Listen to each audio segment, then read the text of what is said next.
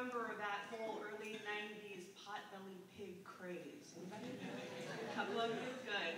I was an early adopter. I was right on that bandwagon. I was in. I was a mother of a really beautiful black pot-bellied pig.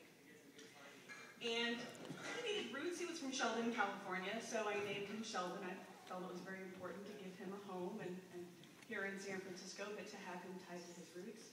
And early on, we didn't know how big they were going to get, and they told us that he would be this big at full grown. And at the first year, on his first birthday, I took him to my vet, and I said, wow, he's a lot bigger than I expected him to be, but I really love him, and it's totally fine. And she laughed. There's a vet in the house that knows pigs grow for 3 years. So by the end of his growth spurt, from snout to tail, at 140 pounds of nothing but sheer beautifulness. So, and I know it's a little late for the craze, but if you're thinking about hopping on, there's 3 things you should know. So one of the things you need to know is he or she can never know where the food is coming from, never know the source of the food.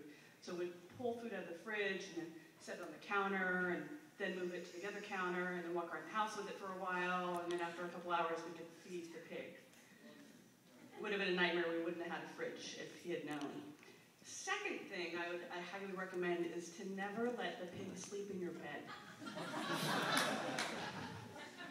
Once a pig has experienced 300 count breadsheets, there's no going back. It's over. A decade with a pig in a bed. But the third thing is you have to maintain their hooves and their tusks. So their tusks grow out, and you have to go get them kind of trimmed back, and they do trim, because if you don't get them trimmed back, then you're inadvertently stabbed in the face or in the arm or in the leg, like I've been done a million times before, but that's just part of the package and the light of the pot-bellied pig. So my story is my favorite event with Sheldon. He and I had to go for a regular routine hoof and tusk trimming, and I called the cab. I feel like such an asshole. I just want to say, if there's any cab drivers in the room, I'm so sorry right now.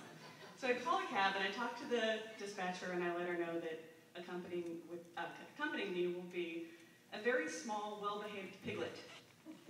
In other words, I lied. So we get there. I figured that the cab driver that would come would be the one with the highest level of curiosity. Unfortunately, the one that came was just the one that didn't ever get the memo who was going to be in the cab with him. So we go. Sheldon's not very good in a cab.